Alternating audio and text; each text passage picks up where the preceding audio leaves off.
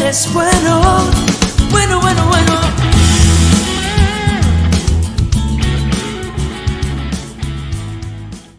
Yo no sé si les suena familiar ese tema. Uno para todos y todos para uno. Yo todavía no nací, no se ofendan, pero yo todavía no nacía cuando eso salió.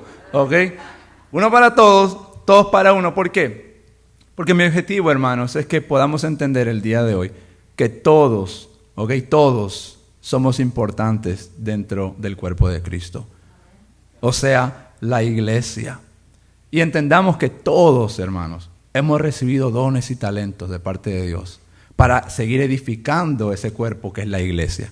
Así que uno para todos y todos para uno. Acompáñenme a la epístola de los Romanos, el capítulo 12, y vamos a ver el versículo 1 al 5. Y si se puede poner de pie, si su condición física se lo permite, por reverencia a la palabra del Señor, del versículo 1 al 5, Romanos 12, del 1 al 5, y leemos la palabra del Señor. En el nombre del Padre, del Hijo y del Espíritu Santo. Y si todos estamos ahí, me da un fuerte amén. Amén. Gloria al Señor. Dice la palabra del Señor. Así que, hermanos, os ruego por las misericordias de Dios, que presentéis vuestros cuerpos en sacrificio vivo, santo, agradable a Dios, que es vuestro culto racional. No os conforméis a este siglo, sino transformaos por medio de la renovación de vuestro entendimiento, para que comprobéis cuál sea la buena voluntad de Dios, agradable y perfecta. Digo pues, por la gracia que me es dada, a cada cual que está entre vosotros, que no tenga más alto concepto de sí que el que debe tener, sino que piense de sí con cordura, conforme a la medida de fe que Dios repartió a cada uno. Porque de la manera que en un cuerpo tenemos muchos miembros, pero no todos los miembros tienen la misma función, así nosotros, siendo muchos, somos ¿qué? Un cuerpo en Cristo y todos miembros los unos de los otros. Oremos ahí donde está.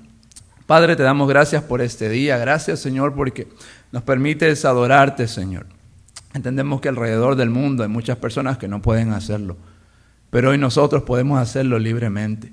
Te damos gracias primeramente por la salvación, por esa sangre preciosa de Jesús, por ese sacrificio, aquel sacrificio que nos dio vida. Así que, Señor, hoy te pido que nos hables primeramente a nuestra mente, a nuestro corazón, para no solamente ser oidores, sino también hacedores de tu palabra. En el nombre de Jesús. Amén. Hermanos, pueden sentarse. Así que la epístola a los Romanos, vamos a hacer como una recapitulación. La epístola a los Romanos tiene como autor al apóstol Pablo. Pablo era alumno, estudiante de Gamaliel. Gamaliel, pues un fariseo y un doctor en lo que es la ley. Ahora, Pablo, como muchos sabemos, antes de ser Pablo, era Saulo. ¿De qué ciudad? De Tarso. Ya no tengo que predicar. Usted ve, hermano, ya ustedes saben. Saulo era de Tarso. Tarso era muy conocido porque era una cultura intelectual. Entonces, sabemos la conversión de Saulo. Camino a Damasco, él iba a perseguir a los seguidores de Jesús, a la iglesia. En ese perseguir, Saulo va de perseguidor a ser perseguido. Entonces, tiene un encuentro con Jesús. Y entonces cuando Jesús se le aparece, lo primero que dice Jesús es: Saulo, ¿por qué me persigues? Cosa que es una pregunta. Saulo no perseguía a Jesús, Saulo perseguía a los seguidores. Eso nos da a entender, hermanos, que al que se mete con los hijos de Dios, no es con los hijos de Dios, sino se mete con Dios mismo. Así que ustedes tranquilos, hermanos, Ustedes tranquilos. Entonces, Saulo dice: Señor, ¿quién tú eres? Señor, ¿quién tú eres? Entonces vemos que Jesús hace caer en cegueza a Pablo. Pablo pues le salen como unas escamas en los ojos. Y después, pues para hacerle el cuento corto, Jesús le manda a que siga a tal lugar. Y entonces pues Pablo lo llevan a tal lugar. Y entonces Jesús habla a Ananías y le dice: Ananías, yo quiero que tú te levantes y vayas a este tal lugar, porque hay un tal Saulo, que yo he escogido. Y Ananías dice, pero espérate, tú no sabes quién es este tal Saulo. Imagínense eso, hermano, preguntándole a Jesús, pero tú no sabes quién es. Eso me da a entender a mí, hermano, que cuando Dios pone algo en nuestro corazón hay que obedecer. Dios es el que sabe más que nosotros. Nosotros sabemos un poquito nada más, pero Dios es el que sabe. Entonces, pues Ananías hace caso, ora por Saulo se le caen las escamas. Entonces dice la palabra, algo que a mí me impacta mucho, y es que Saulo empezó a predicar de una vez. Ahora, eso no da a entender que pues alguien que se convierte una vez empieza a predicar. Es que recordemos que Saulo tenía ya unos estudios, ya el tipo era un teólogo, o sea, el tipo sabía. Entonces, y después de eso, pues Saulo empieza a pasar un par de días con los discípulos. Y entonces vemos que Saulo pues empieza a llamarse ahora Pablo, y este Pablo, ¿ok? El mismo Saulo de Tarso, ahora es Pablo. Jesús le da una nueva misión. Y esa misión es que ahora saque el evangelio de Israel y lo empiece a predicar a los gentiles. Por gentiles entiéndase todo aquel que no sea judío. ¿Ok? Entonces, ahí es donde vemos, si puede ir conmigo a Romanos capítulo 11, el versículo 13. Mire lo que cambia ahora el nombre de Pablo y el título que se da. 11:13, Romanos, porque a vosotros hablo gentiles, por cuanto yo soy apóstol de los judíos. ¿Qué dice? De los gentiles, amén. Entonces, honro mi ministerio. Entonces Pablo ahora es dado una nueva misión. Y él es apóstol ahora a los gentiles. La epístola a los romanos, hermanos, tiene como tema central lo que es la revelación de la justificación de Dios, o como lo conocemos, ¿verdad? Más común como la justificación por la fe. Ahora, para entrar al tema principal, porque este es el tema principal de Romanos, la justificación por la fe, lo que yo voy a hablar hoy deriva de eso. No me voy a enfocar tanto en eso, aunque ese es el tema principal, pero lo que voy a hablar en este día deriva de este tema central. Y para entrar aquí tengo que darle un poco del trasfondo de lo que era la iglesia en Roma, porque esta epístola va dirigida a la iglesia en Roma. La iglesia en Roma, y estoy corriendo un poquitito porque he tratado de comprimir todo para poder darle entonces el desayuno, almuerzo y cena para el día de hoy. La iglesia en Roma estaba compuesta en su mayoría por gentiles. ¿Ok? Por gentiles. Se dice que de cada 3 romanos había un esclavo. O sea, había muchos esclavos que estaban añadiéndose a lo que es la iglesia en Roma. Y tenía en su minoría a judíos. Ahora, estos dos grupos era como, por ejemplo, si vamos al fútbol, soccer, era como un Brasil-Argentina. O sea, cuando chocaban, estaban empezando, y por si acaso felicidades a los que son de Argentina o los que nos están viendo a través de las redes sociales que ganaron la Copa América. Entonces, estaban mayoría gentiles y en su minoría judíos, y estos dos grupos empezaron a tener roces. ¿Por qué? Bueno, algunos judíos que estaban creyendo en el evangelio y se fueron agregando a la iglesia, ellos venían con sus tradiciones judías todavía, las aguantaban. Entonces ellos creían que ellos eran salvos, pero por su ascendencia genealógica. ¿Qué es lo que me refiero? Bueno, mi tatarabuelo es Abraham, pues por ende soy salvo, porque soy del linaje de Abraham. Yo sigo las tradiciones, pues por ende soy salvo. Entonces ellos aguantaban estas tradiciones judías todavía, y aunque ellos eran creyentes, ellos estaban aprendiendo a desaprender. Y ahí quiero mandarle un saludo al pastor Carlos Pacheco, porque esa palabra la aprendí de él. Y cierro con notación para que no me culpen de plagio, ¿verdad, Eduardo? Hay que tener cuidado. Eduardo sabe a lo que me refiero. Entonces, aunque ellos eran creyentes, estos judíos que, ¿verdad?, empezaron a creer en el evangelio, estaban aprendiendo a desaprender. Por otro lado, tenemos el otro grupo de los gentiles. Y estos gentiles estaban creyendo en el evangelio también. Ahora, estos gentiles crearon un ambiente hostil a los judíos. Porque como ellos ya sabían que Dios había rechazado a los judíos porque se endurecieron a lo que es el evangelio, pues ¿qué hace Dios? Ok, por tu endurecimiento, pues tenemos que sacar el evangelio de aquí, porque esto está estancado aquí. Y hay que llevar el evangelio a los gentiles. Entonces, el gentil sabía esto. Y cuando veían los judíos, yo me imagino que ellos decían, mira, ahí viene el rechazado. A ti te rechazaron, a mí me aceptaron ahora, ¿tú viste? Se creó como un ambiente, le dijera yo, como bullying. Mira, a ti te rechazaron y ahora yo soy el aceptado. Ah, ¿cómo tú crees? ¿Qué tú crees ahora? Entonces, de aquí es que sale el orgullo del gentil. Y el gentil entonces se creía más que el judío. Y ahí es donde entonces podemos leer Romanos el capítulo 11, donde Pablo los baja de las nubes a los judíos, como con 2 cachetadas así. O como si fueran los tiempos de nuestra mamá, con 2 chancletazos los baja a los gentiles. ¿Y sabe lo que les dice? Le dice Pablo, ¿por qué ustedes tienen tanto orgullo?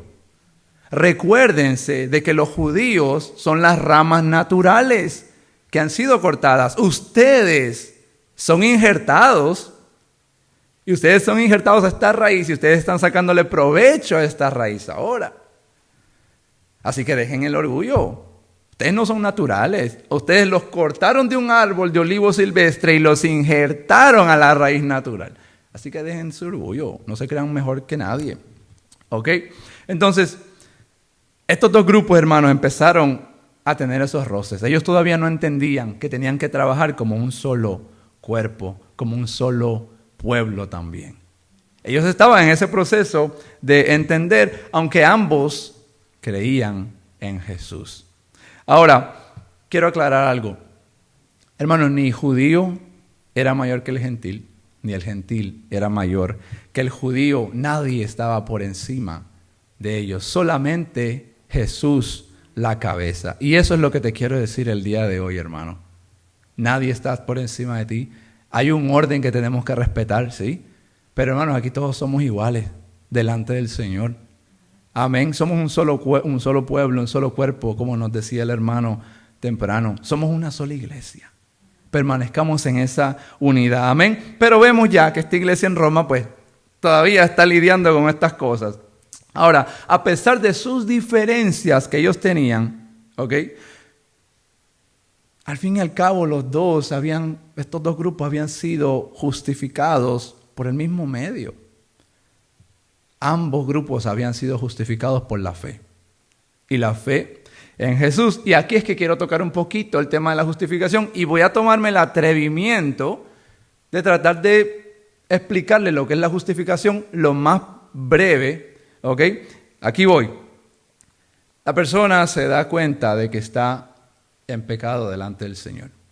Entiende que no hay nada que la persona pueda hacer para arreglar su situación delante de Dios. Entonces entiende que necesita que alguien la salve.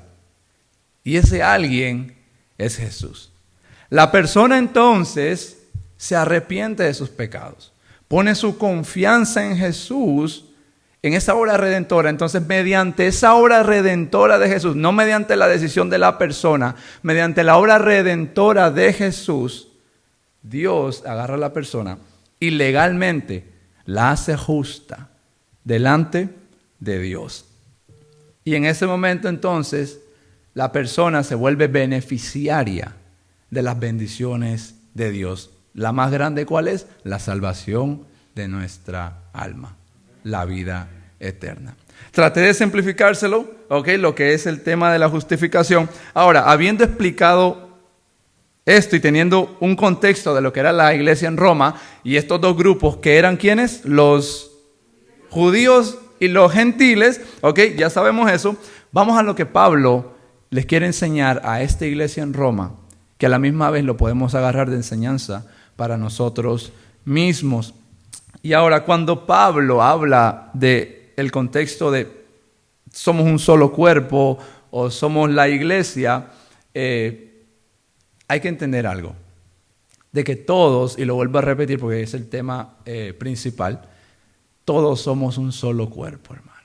Todos somos un solo pueblo. Y ahora, este concepto a ellos les dio duro, porque para ellos era nuevo, pero quiero decirte que para Dios no. Esto siempre fue el plan de Dios. Tener un solo pueblo. Y no, iba a darle un comentario acerca de lo que estaba pasando en Israel y Palestina, pero no me voy a meter en problemas, ¿verdad? Estamos en vivo y cualquier cosa puede pasar, ¿verdad? Ah, exacto. Ese es el plan de Dios siempre. Un solo pueblo, no hay dos, ¿ok? Un solo pueblo. Ahora, cuando el apóstol Pablo utiliza el contexto, ¿ok?, de la iglesia, lo utiliza en dos contextos. Uno, se refiere a la iglesia en modo universal, entiéndase, diferentes comunidades de creyentes en diferentes lugares, pero todo eso está en una sola iglesia.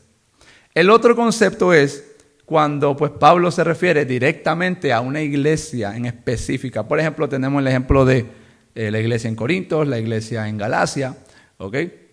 Y hoy en eso es lo que me quiero enfocar, hermanos, en la iglesia local. Y para ser más específico, la iglesia central hispana. Amén. Así que podemos abrazar este mensaje y también los que nos ven en las redes sociales pueden abrazar el mensaje a la misma vez. Y de paso les hago una invitación a que pasen a dar una vueltita aquí a visitarnos, ¿verdad que sí?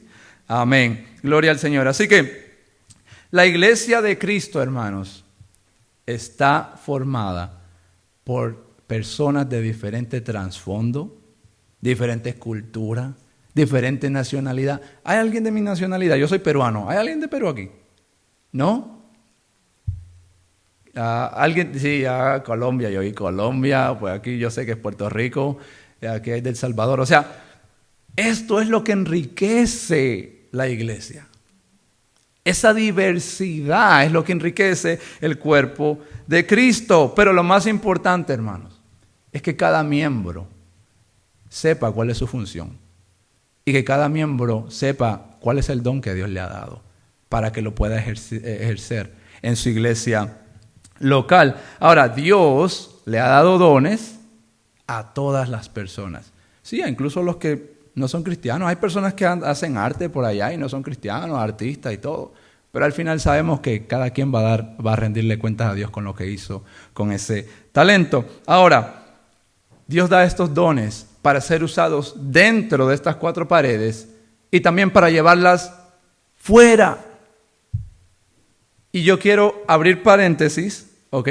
Porque quiero explicar a lo que me refiero, a que esos dones Dios nos los ha dado para utilizarlos dentro de las cuatro paredes, pero también fuera. Y lo quiero explicar porque quizás, no sé, en línea o algo, quizás hay alguien todavía con un espíritu medio religioso. Aquí no hay, yo sé que aquí no hay. Eso es en otra congregación que están los religiosos. Aquí no, aquí estamos bien. Lo que me refiero, hermanos, es que se ha enseñado muchas veces de que nuestros dones solamente tenemos que utilizarlos aquí. Y cuando estamos allá afuera, no, solamente sirven aquí. Solamente tenemos que utilizarlo aquí adentro. Y yo me pregunto, ¿y el atleta? Y yo me pregunto, alguien que aspira y tiene pues el don de sabiduría y quiere aspirar a ser profesional en el campo médico. A mí me gustaría que si yo me encuentro un doctor, el doctor sea cristiano. ¿A quién no le gustaría? A mí me gustaría que mi hija, si le gusta algún deporte, su coach, yo me enteré que sea cristiano. Pero ¿por qué no hay? Porque hay escasez.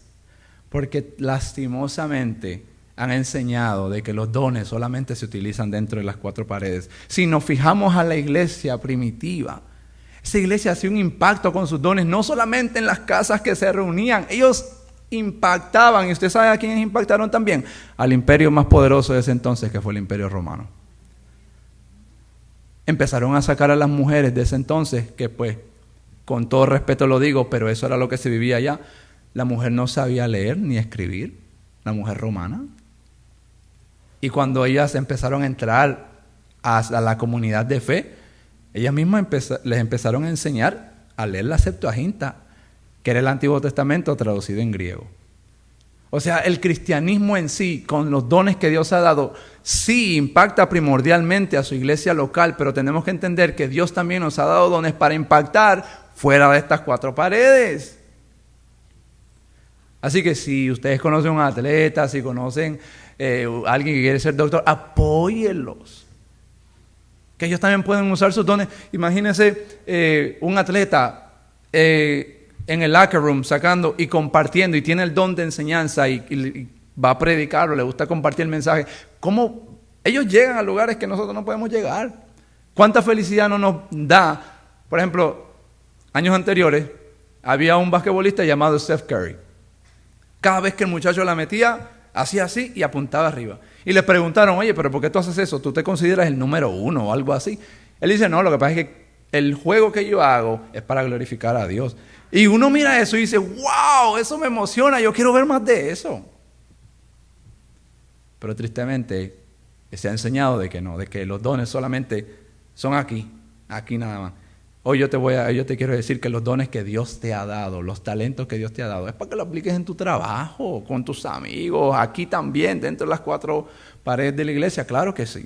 Amén. Ahora, estos dones deben de practicarse mediante el amor, y el amor tiene que ser genuino, y vuelvo y le repito, con los que están aquí, como con los que están allá afuera. Eso también glorifica a Dios.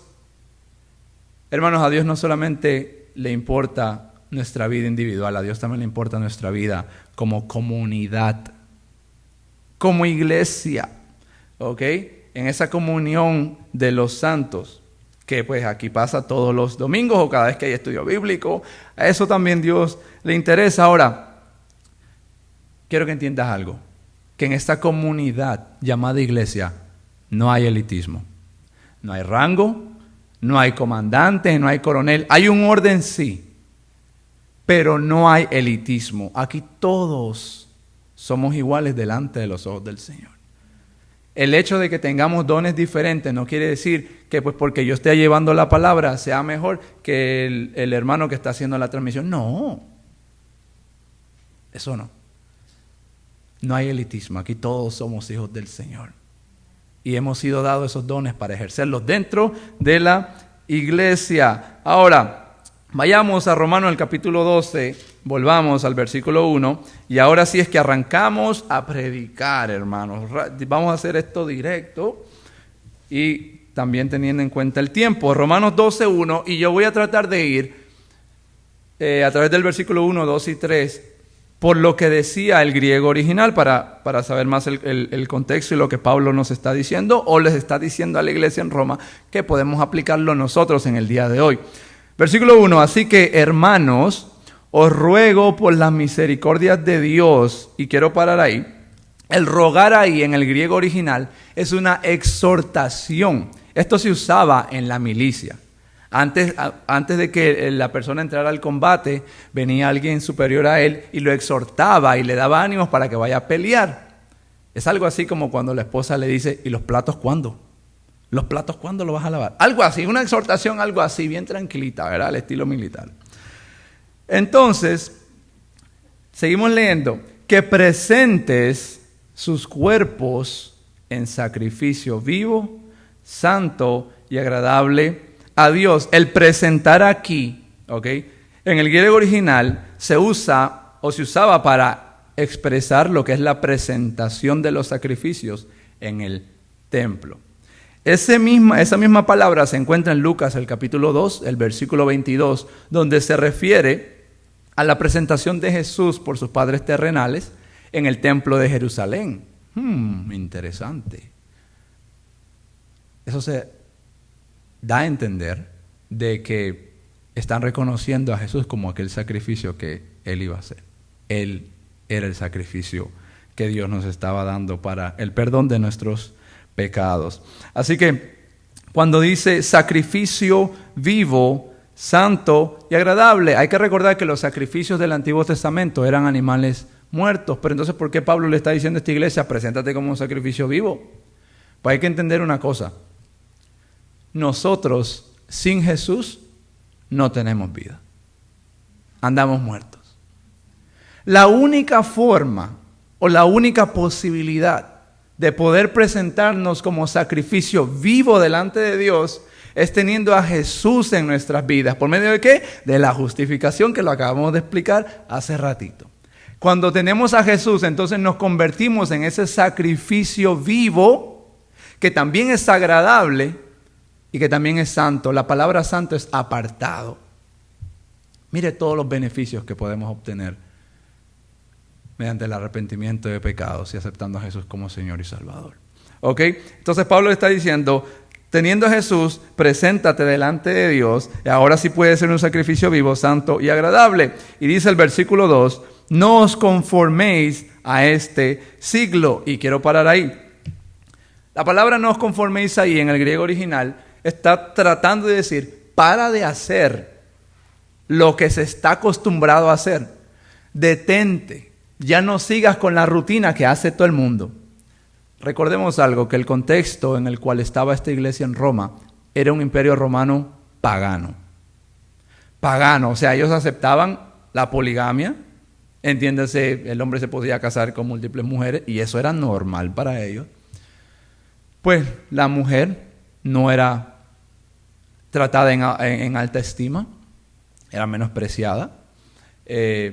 Había infanticidio, entiéndase, para ellos era normal matar a recién nacidos, o sea, eso era de lo más normal para ellos. ¿Y qué le está diciendo Pablo? Espérate, cambia el chip. No sigas haciendo o ni se te ocurra hacer lo que ellos están haciendo. Tú, la iglesia en Roma, no hagas lo que ellos están haciendo. Y eso se me hace muy parecido a nuestro contexto hoy en día. Y qué bueno es entender que uno que pertenece al cuerpo de Cristo, entiéndase la iglesia, qué bueno es entender que nosotros no debemos de hacer lo que los demás están haciendo, lo que nuestro contexto está haciendo. Así que eso es seguido por la palabra, sino transformaos. La palabra transformaos habla de un cambio interior, ¿ok? Un cambio interior y dice, por medio de la renovación de vuestro entendimiento, para que compruebes cuál sea la buena voluntad de Dios, agradable y perfecta. Ahí el compruebes en el griego original, eso es cuando una persona toma una decisión después que ya probó algo y dice, ok, sí, mira, fui al dealer y me subí al carro y ya yo vi cómo este carro corre, me gusta, lo voy a comprar. Pablo le está diciendo, mira, ya tú aceptaste a Jesús, te puedes presentar como sacrificio vivo, santo y agradable. Teniendo a Jesús, entonces ahora tú puedes comprobar que la voluntad de Dios es ¿qué? Exactamente. Exacto. ¿Por qué? Porque ellos ya han probado a Jesús y entonces mediante eso ya pueden comprobar de que la voluntad de Dios es buena, agradable y perfecta. Gloria al Señor, hermano. Vamos bien. Ahora, dice el versículo 3. Digo pues, por la gracia que me es dada, a cada cual que está entre vosotros. ¿Y quiénes estaban en esa iglesia? Judíos y gentiles. Pablo está diciendo, ahora voy con ustedes, judíos y también con ustedes, gentiles. Ahora Pablo es que va a empezar a exhortar a esta iglesia y por estos roces y altercados que ellos estaban teniendo. Mira lo que le dice, que no tenga más alto concepto de sí que el que debe tener. No tenga más alto de sí. Cada vez que usted piense de usted mismo, hermano, no pienses que eres mejor que los demás. Recuérdate que el judío pensaba que era mejor que el gentil por su tradición judía. Y que el gentil pues tenía ese orgullo porque Dios los había escogido a ellos ahora para llevar el evangelio. Entonces, cuando pensemos de nosotros, no pensemos con altivez. ¿Ok? Dice, sino que piense de sí mismo, dice el versículo 3, sino que piense de sí mismo con cordura. Cada vez que pensemos de nosotros mismos, hay que ser humildes cuando nosotros pensamos. ¿Por qué? Porque hay personas que lamentablemente ya sabemos un poquito más de la Biblia y ya no creemos el Super Saiyajin cristiano. ¡Wow! Y si encontramos a otro más de esa misma emoción, se hacen la fusión Goku-Vegeta. Hermano, lo que nosotros aprendemos no es para engordar nosotros solos, es para hacer engordar a los que están al lado de nosotros también. Estoy hablando en un contexto espiritual. No vaya mañana a llevarle una comida alta en calorías al hermano para que también suba de peso con usted. No, engordar espiritualmente. Lo que usted pueda obtener en conocimiento, ya sea en un seminario, otra vez, un shout out a Selpi, o ya sea que usted se autoeduque en la palabra del Señor, crezca con los demás que están alrededor de usted. Yo creo que eso es una clave para uno mantenerse humilde también. Ahora, versículos 4 y 5 dice, porque de la manera que un cuerpo tenemos muchos miembros, pero no todos los miembros tienen la misma función, así nosotros, siendo muchos, somos un cuerpo en Cristo y todos miembros los unos de los otros. Pablo usa la analogía del cuerpo humano para mostrarnos que aún en esa unidad puede existir diversidad. Tenemos diversos roles que hacer dentro de la iglesia local y también allá afuera. El cuerpo tiene partes distintas y esas partes tienen diferentes roles también, pero quiero que entendamos algo, todas esas partes son importantes. Atrévase usted a comer sin ojos y no sé, y sin el pulgar. Es difícil. Todo es importante, todo. Atrévase a sacar su celular si lo tiene en el bolsillo sin el pulgar para que usted vea. No, se necesita el pulgar. Todos los miembros de la iglesia, hermanos, son importantes. Ustedes, todos son importantes. Todos los dones que Dios les ha depositado en ustedes son para ser usados dentro de su iglesia local y también para que se los lleve con usted a los lugares que usted vaya. Así que usted es importante para la iglesia de Dios, no solamente la iglesia local, sino la iglesia en modo universal. Amén. Así que, hermanos, si vamos a 1 Corintios, el capítulo 12, y no lo voy a leer, usted lo puede llevar con usted, 1 Corintios capítulo 12, ahí es donde Pablo vuelve a usar otra analogía del cuerpo humano, donde explica de las manos, de las pies y cómo todo eso deben apoyarse cada uno. 1 Corintios capítulo 12, pues si lo quiere resumido, pues va del verso 12 al 21. Y eso nos da a entender, hermanos, que nosotros debemos de ser de apoyo el uno con el otro. Que si a mí me falta, no sé, me falta un apoyo, un brazo, pues yo puedo encontrar ese brazo en otro hermano. Estoy usando la analogía del cuerpo humano. La iglesia es eso, apoyarnos. Si alguien está llorando, llore con ese hermano. Si alguien está riendo, vaya y celebre también. Amén. Somos una iglesia. Aunque todos somos diferentes, hermanos, tenemos que respetar esa diversidad. Hay que respetar esa diversidad porque todos tenemos roles que cumplir y todos, vuelvo a repetirlo, somos importantes ante los ojos de Dios. Amén. Ahora, lamentablemente, hermanos, tengo que darle una mala noticia. Como todo cuerpo, el cuerpo de Cristo también es amenazado con un virus. Y este virus siempre trata de infectar al cuerpo de Cristo. Y eso es el orgullo. El orgullo, hermanos. Y el problema del orgullo es que el orgullo trae desunión. El orgullo trae desunión. Ahora, en un contexto eclesiástico, por ejemplo, o entiéndase en el contexto de la iglesia, el orgullo hace, como lo vuelvo a repetir, que pues personas que tienen cierta posición dentro de la iglesia, pues se crean más por encima de los otros. Entre muchas cosas, lo último que pues he estado tocando mucho es el concepto de la raza. Unos creen que porque son de cierta raza, y oye, estoy hablando en un contexto de la iglesia, creen que porque son de cierta raza son mejores que los otros que son de otra raza. Y digo, pero no, eso no es así. Eso no es así. Todos somos una sola iglesia, todos somos importantes, hermano. Amén. Así que no deje que nadie le diga que porque si es de otra raza, que no. Ni dejen que nadie le mire por abajo, no. Ustedes son hijos de Dios. Amén. Ustedes son el pueblo de Dios. Amén. Gloria a Dios. Así que, hermanos, vayamos a Gálatas del capítulo 2 para llevarlo en el contexto de la Biblia. Y voy a Gálatas, el capítulo 2. Y para darle un contexto breve de Gálatas, ¿qué es lo que pasaba en Gálatas? Bueno, habían judíos que habían creído en el Evangelio, en la iglesia en Jerusalén. Y eso no es el problema. El problema es que estos judíos ya creyentes llegaron a la iglesia en Galacia. Y miren esto. El problema de estos judíos era que ellos decían que para que un gentil, o sea, un no judío, que para que un gentil sea verdaderamente de la familia de Dios, tenía que judaizarse. Entiéndase, seguir las tradiciones judías. Oye, siendo no judíos, les imponían a que tenían que seguir la tradición judía, a seguir la dieta judía, a seguir los holidays judíos. Y estos grupos eran conocidos como los judaizantes.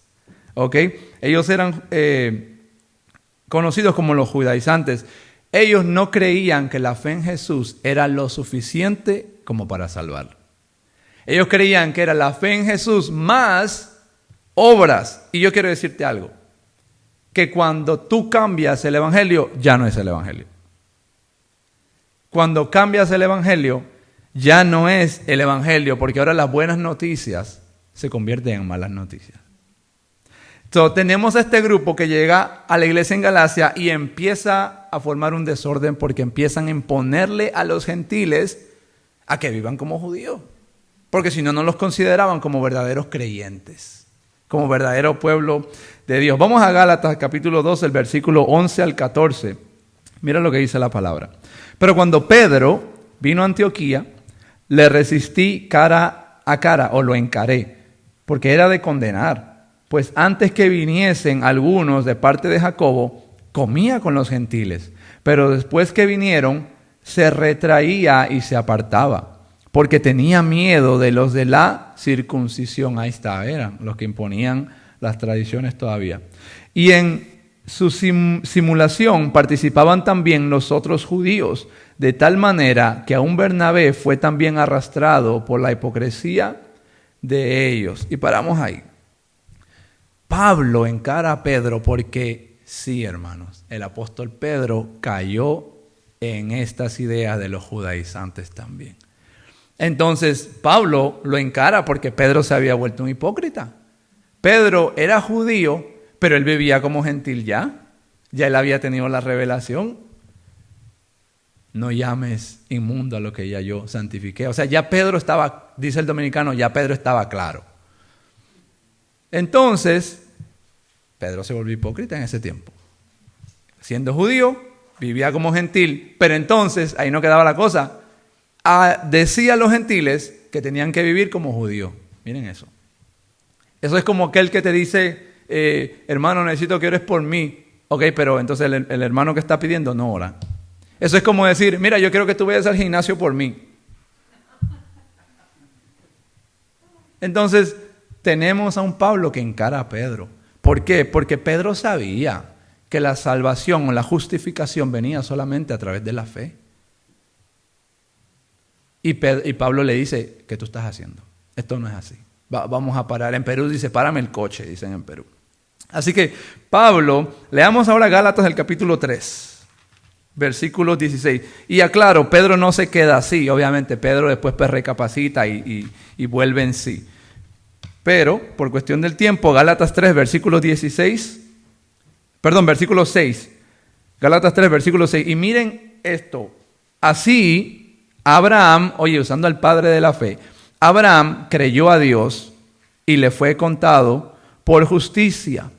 Sabed, por tanto, que los que son de fe, no dice de obras ni de tradición, los que son de fe, estos son hijos ¿de quién? De Abraham, no por la sangre, ni la descendencia, ni la genealogía, sino los que son de fe, estos son hijos de Abraham. Y la Escritura, previendo que Dios había de justificar por la fe a los gentiles, dio de antemano la buena nueva a Abraham, diciendo, en ti serán benditas todas las naciones, de modo que los de la fe son bendecidos con el creyente Abraham. Porque todos los que dependen de las obras de la ley, oiga esto, si dependen de las obras de la ley, están bajo maldición, pues escrito está, maldito todo aquel que no perteneciere en todas las cosas escritas en el libro de la ley para hacerlas, y que por la ley ninguno se justifica para con Dios. Es evidente, ¿por qué? Mira por qué es evidente, porque el justo por la fe vivirá. Y aquí es donde entonces usted saca este famosísimo verso bíblico, el justo por la fe vivirá. Pero cuando lo vemos en un contexto así, es más impactante. ¿Qué es lo que está diciendo? ¿Y por qué dice que el que sigue la ley es maldito? Pues porque la ley no justifica a nadie. La ley no puede justificar a nadie. La ley solamente trae maldición. Oh, ¿qué estás diciendo, hermano Alex? Sí, porque te voy a decir ahora. El que trata de seguir la ley se va a condenar él solo, porque nadie, hermano, alce la mano el que es perfecto. Nadie es perfecto aquí. Por ende, nos vamos a condenar solitos tratando de seguir la ley. Necesitamos a alguien que nos salve de eso. Y es el que cumplió todo. Y es Jesucristo. Por mediante la fe, y es mediante la fe en Jesucristo, es que entonces nosotros obtenemos la salvación. Es mediante esa fe. Amén. Así que, hermanos, hoy quiero terminar con esto. Nuestros deseos, hermanos, no tienen que ser aspirar a ser como estos judaizantes. Que porque vemos a alguien de una nacionalidad diferente, cultura diferente, los queramos hacer o tratarlos de venir hacia nuestra cultura. Hermanos, Dios ha dado dones diferentes a todas las personas. Pero todos somos un solo cuerpo, por ende, todos trabajamos en unidad. Entendiendo que usted juega un rol muy importante en la iglesia de Dios. Entienda su función. Si aún no lo sabe, pídale al Señor. ¿Cuál es el don que le ha dado? ¿Cuál es el talento? ¿Usted lo tiene? Claro que sí. Y cuando lo encuentre, póngalo al servicio de su iglesia local. Y cuando se vaya, váyase con eso también para que lo pueda aplicar en su contexto. Amén. Así que, y en esto ya voy terminando. En la iglesia, hermanos, no hay elitismo, lo vuelvo y lo repito. No hay chiquito, no hay grande. Bueno, en lo físico sí, ¿verdad? Pero en lo espiritual no, hermanos. En lo espiritual no. No hay elitismo. Hay un orden que debemos de respetar. Pero todos somos iguales. Amén. Y termino diciendo esto. Porque estos judaizantes basaban a que ellos podían ser salvos a través de las obras. Yo voy a decir algo bien breve. Yo puedo hacer la obra más excelente en el mundo. Puedo darle de comer a los niños que están muriendo de hambre en muchos países. Y puedo hacer todas esas obras, hermano. Pero si voy con todas esas obras delante de Dios, sin Cristo en mi corazón, no sirve. Trapos de inmundicia. Eso no me gana a mí el cielo. Lo único que me garantiza a mí, lo único que te da entrada a ti y a mí, al cielo, a la vida eterna, es poniendo tu fe y tu confianza en Cristo. Estos judaizantes querían que la gente poniera su fe en Cristo más algo, pero eso ya no es el Evangelio. El Evangelio es Cristo sin nada y más nada. Así que, hermanos, vivamos en unidad, entendiendo nuestros roles. Apoyen aquí si tienen prospectos, que los ven ustedes sus dones y sus talentos, invierte en ellos y también invierta usted aquí en su iglesia local.